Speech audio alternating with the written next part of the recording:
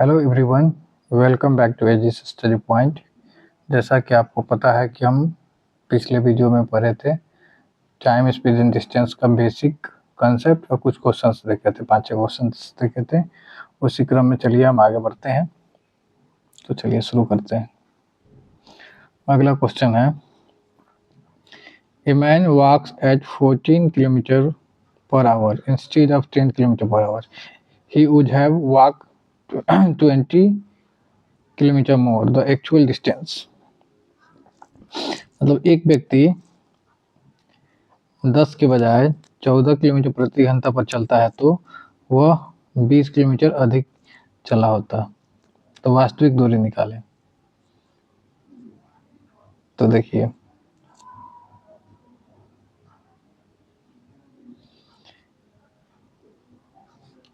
ऐसे देखें तो ये 4 किलोमीटर ज़्यादा हो रहा है। 10 से 14 चल रहा है ना।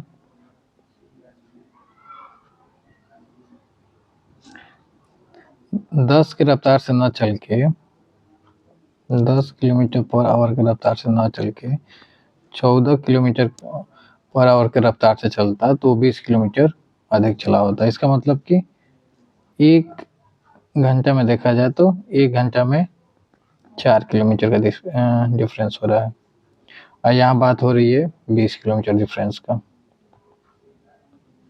है ना। तो चलना कितना है, 5 घंटे तक, है ना। तो एक्चुअल देखा जाए, एक्चुअल दूरी कितना होना चाहिए, 50 किलोमीटर, ठीक है। और 14 से चलता तो 70। तो दोनों के बीच का डिफरेंस हो गया ना 70, ये 70 खाली होगा, दोनों के का डिफरेंस हो गया 10 कितना, 20 किलोमीटर का। एक्चुअल स्पीड कितना होना चाहिए, एक्चुअल डिस्टेंस कितना होना चाहिए, 50 किलोमीटर। चलिए, two trains are running in opposite direction at 40 kilometre per hour and 50 kilometre per hour, relative speeds.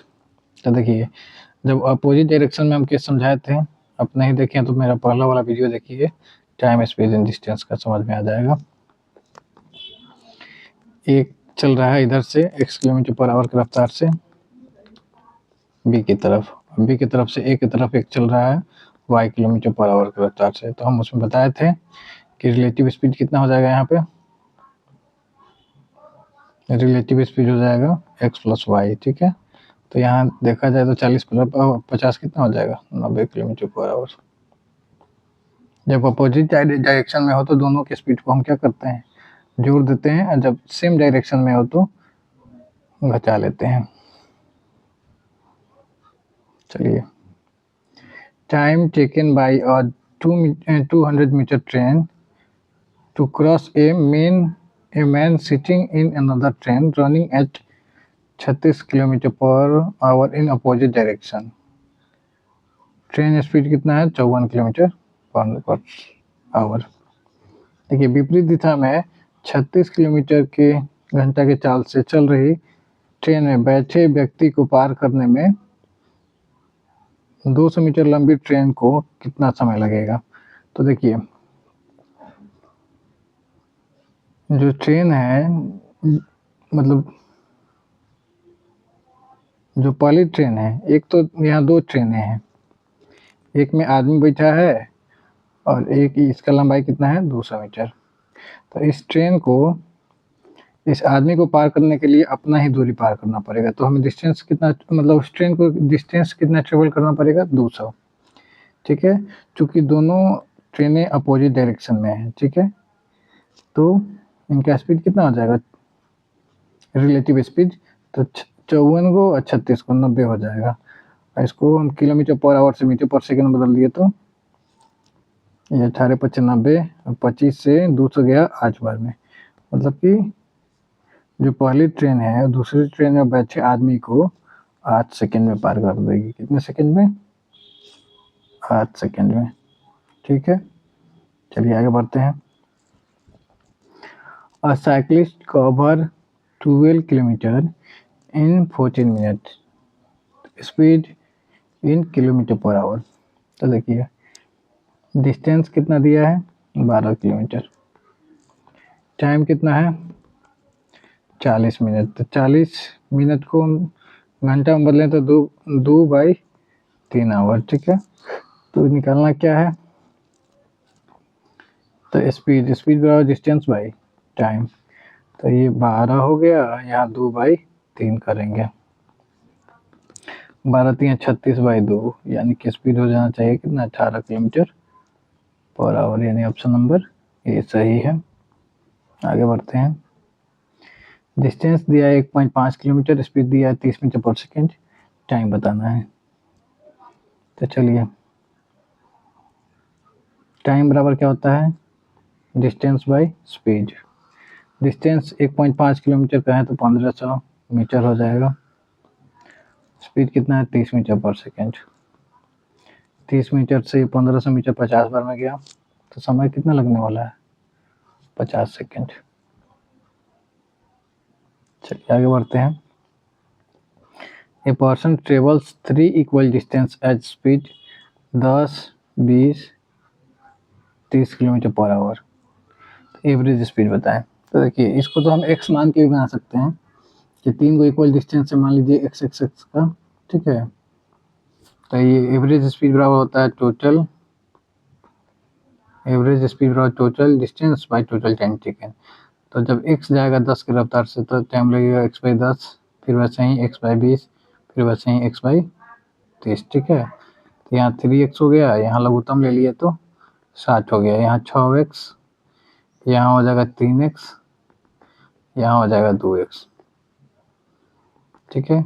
ये 60 दिया 180, x बराबर हो जाएगा यहाँ 11x, तो 16 11 176, ठीक है। 16 11 176, तो ये 16 वाला आंसर हो जाएगा। क्लियर है,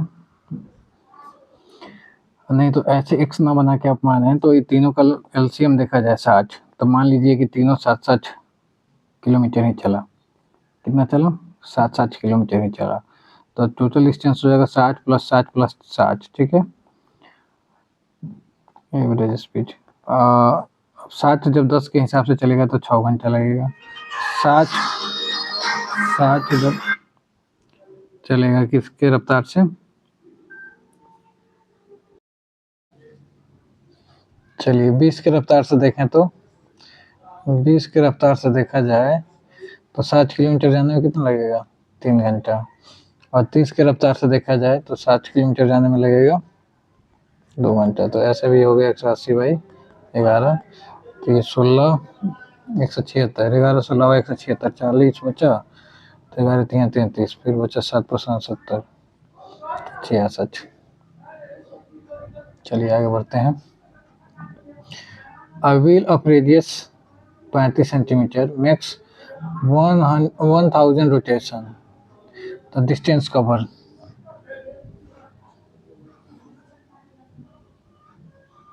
35 सेंटीमीटर त्रिज्या वाला एक पहिया 1000 चक्कर लगाता है, तो तय की गई दूरी निकालें।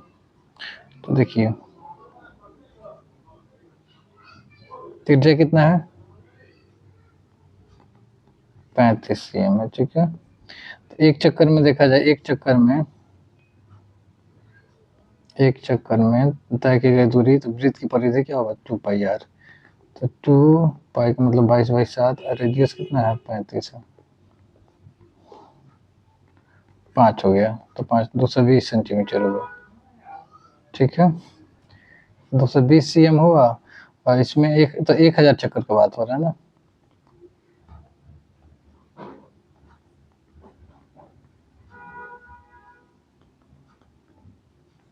कितना cm, ठीक है। इसको मीटर में बदलेंगे तो 100 से भाग देना होगा, और फिर किलोमीटर में बदलें तो 1000 से, तो ये 1000 से 1000 चला गया, 1 0 से 1 0 गया, यानी कि 2.2 किलोमीटर। क्लियर है, ऑप्शन नंबर ये सही है। आगे बढ़ते हैं। 2 persons start from same place at 4 km/h and 4.5 km/h. Distance between them after 3.5 hour. तो देखिए, दो आदमी एक ही जगह से जाते हैं, एक हो जाता है 4 की रफ्तार से, एक हो जाता है 4.5 km/h की रफ्तार से, ठीक है। तो दोनों के बीच में 1 घंटा में कितना डिफरेंस हुआ, 1 घंटा में होगा 0.5 किलोमीटर का, ठीक है, मतलब कि 5/10 किलोमीटर का। तो कितना कर रहा है, 3.5 घंटे में। तो ये हो जाएगा 5/10, 3.5 का है तो 3.5 का है तो यहाँ 35/10 हो जाएगा, 5 दूना के 10, और ये हो जाएगा 2, ये हो जाएगा 7, तो यानी कि 7/4, 1.75 किलोमीटर हो जाएगा।